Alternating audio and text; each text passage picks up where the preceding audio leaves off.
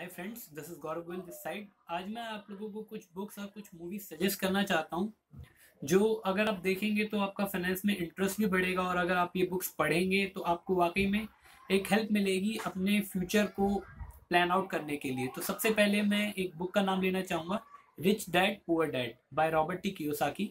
बहुत ही अच्छी बुक है बिगिनर्स के लिए, जिन लोगों को फाइनेंस में अभी कोई ट्वेल्थ में है या फिर अभी अभी ग्रेजुएशन में एडमिशन लिया है, उन लोगों को ये बुक मस्ट रीड है।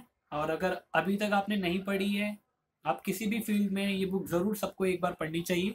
अ, इससे आपका फाइनेंस में वाकई में इंटरेस्ट बढ़ेगा। कुछ लोग होते हैं जो 50,000 कमाने के बाद भी, 20,000 कमाने के बाद भी एक ठीक ठाक लाइफस्टाइल मेंटेन कर पाते हैं, और कुछ लोग लाखों कमाते हैं फिर भी सारे टाइम पैसे से परेशान रहते हैं। तो ये बुक पढ़ने के बाद आपको वाकई में एहसास होगा कि पैसे, वेल्थ मैनेजमेंट कैसे किया जाता है।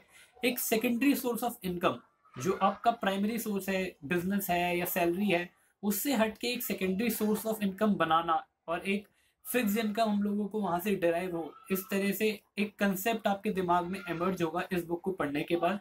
तो ये बुक एक मस्ट रीड है, मैं आप सभी को रिकमेंड करूंगा। अगर आपने नहीं पढ़ी है तो आपको जरूर जरूर जरूर पढ़नी चाहिए।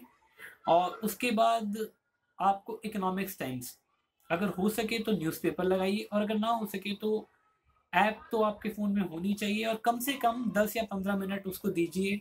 आप हेडिंग्स पढ़िए, हेडिंग्स खोल के अंदर का पढ़िए, और आप रीड करेंगे। हो सकता है स्टार्टिंग में समझ में ना आए, पर धीरे धीरे आप देखते जाएंगे, जैसे जैसे इवॉल्व होंगे आपको मोस्टली तो समझ में आ जाएगा। इंग्लिश ही है, ऐसा कुछ नहीं है, बट धीरे धीरे आपको उसके अंदर और ज़्यादा इंटरेस्ट आने लगेगा। एक्चुअल में बंदा क्या कहना चाह रहा है, न्यूज़ क्या कन्वे करना चाह रही है, इसके क्या इम्पैक्ट्स होंगे, वो आपको पता लगना चलेगा। अब आता है इंटरेस्टिंग पार्ट, जो मैं आपको कुछ मूवीज सजेस्ट करना चाहता हूँ। तो सबसे पहले Wolf of Wall Street. Most of the people, काफी लोगों ने देखी, बहुत ही फेमस मूवी है। अगर नहीं देखी है तो मस्ट वॉच। देखिए, एंटरटेनमेंट के लिए देखिए। उसके अंदर कॉमेडी है, एडल्ट कॉमेडी है, लियोनार्डो डिकैप्रियो है, और मूवी के अंदर ऐसा कुछ नहीं है जिसकी वजह से आप उस मूवी को ना देखें। और अगर आप कोई बॉलीवुड मूवी देखना चाहते हैं तो आप गफला देख सकते हैं। गफला हर्षद मेहता स्कैम हुआ था, उसके ऊपर बेस्ड है। अब इसके बाद ये तो ऐसी मूवीज हो गई जो कोई भी देख सकता है। इन मूवीज के बाद अगर आप हट के वाकई में कुछ जानना चाहते हैं, तो मैं पहले आपको रिकमेंड करूंगा द बिग शॉट। इसके अंदर ब्रैड पिट है और भी बड़े बड़े स्टार्स है। बहुत ही अच्छी मूवी है, 2008 के फाइनेंशियल क्राइसिस के ऊपर बनी हुई है। आप द बिग शॉट देखिए, और उसके जस्ट बाद द इनसाइड जॉब देखिए। इनसाइड जॉब, बिग शॉट देखेंगे, उसके अंदर उसको ड्रामा के फॉर्म में पेश किया हुआ है, और द इनसाइड जॉब के अंदर फिर डिटेल में रियल लोगों से बात की गई है। उसमें अ, हमारे आरबीआई गवर्नर जो रह चुके हैं, राजन जी का भी इंटरव्यू है, और बहुत ही अच्छी मूवी है देखनी। डॉक्यूमेंट्री इनसाइड जॉब तो जो सबको देखनी चाहिए। उसके बाद आप टू बिग टू फेल देख सकते हैं। टू बिग टू फेल, ये तीन movies, big shot, inside job और टू बिग टू फेल देखने के बाद वाकई में आप लोगों को अमेरिका में 2008 में क्या हुआ था वो जानने को मिलेगा, और काफी हद तक एक इंटरेस्ट बनेगा आपका इस फील्ड के अंदर। उसके बाद अगर आप अपने आप को एक अलग लेवल पे ले जाना चाहते हैं, या आप थोड़ा सा एक्स्ट्रा कुछ पढ़ना चाहते हैं अपनी फील्ड से हटके, अगर आप कॉमर्स के हैं तो आपको जरूर जरूर ये बुक पढ़नी चाहिए, जिसका नाम है the intelligent investor by Benjamin Graham. Intelligent investor जो बेंजामिन ग्राहम जी ने लिखी है, बेंजामिन ग्राहम को wolf, dean of Wall Street कहा जाता है। और बेंजामिन ग्राहम जी के यहीं पर वॉरेन बफे ने अपने स्टार्टिंग के कुछ ईयर्स अप्रेंटिसशिप करी थी, वहां पर सीखा था उनके अंडर काम करके।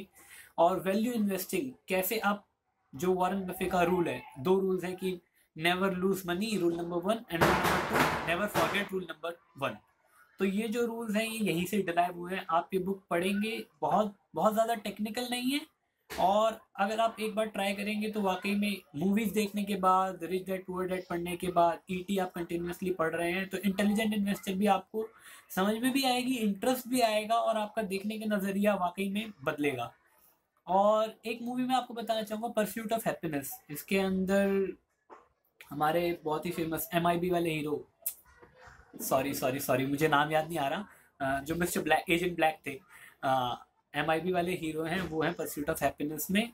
और जेड स्मिथ उनका लड़का है, जेड स्मिथ वो भी हैं, और उनके फादर दोनों इस मूवी के अंदर हैं। वो बहुत ही अच्छी मूवी हर किसी को देखनी चाहिए।